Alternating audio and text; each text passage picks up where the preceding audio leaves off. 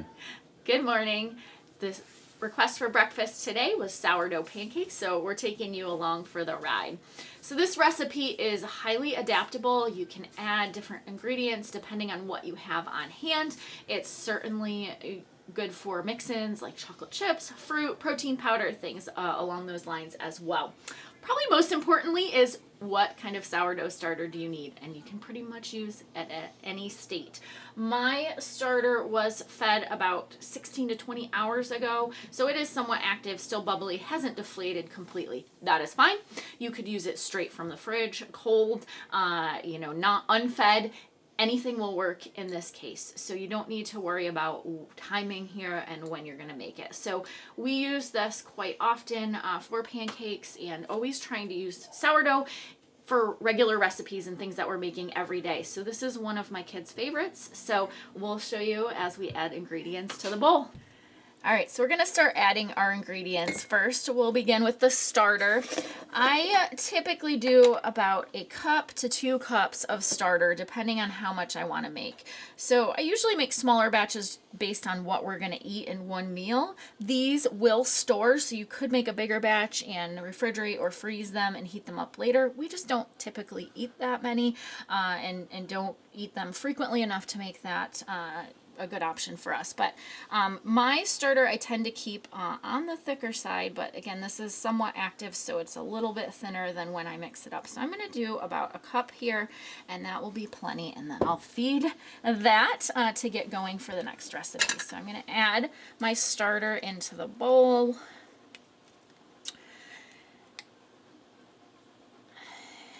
And then next I'm going to add a little bit of sweetener. We usually use allulose. Sweeteners can be honey, maple syrup, sugar, whatever you have on hand. So I do about 1 tablespoon or 2, depending on what we're going to add to it. If I'm going to put in fruit or chocolate chips, I usually do a little bit less. So we'll add that allulose in. And then I also do baking soda, so about 1 teaspoon here for 1 cup of starter. I will do more if I'm adding additional starter and expanding the recipe. When you add the baking soda and start stirring that in, it will typically start to bubble and kind of expand just with that chemical reaction there. So I also add oil or some type of fat to my recipe. Again, this can be whatever you have on hand. Melted butter. I'm going to do coconut oil, fractionated coconut oil here.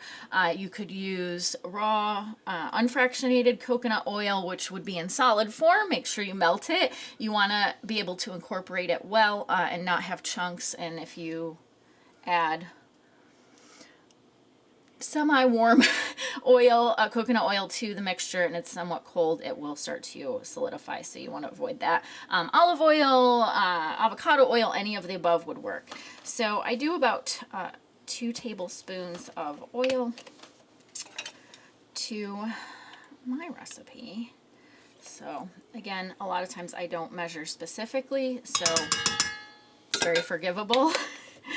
And then I add eggs. So we have our own laying hens, so we usually have plenty of eggs, so I will often add more just to use up eggs, add additional nutritional content, but you could do this with anywhere from 1 to 3 eggs depending on what you have or what the size of the eggs are. And if I use fewer eggs, I will usually add some other kind of liquid, often milk or cream, but you could add water as well.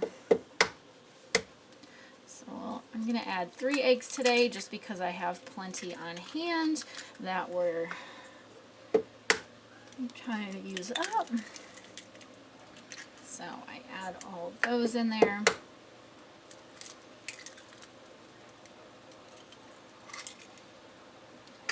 And then we just start to mix up. So we get this incorporated, so everything is mixed together.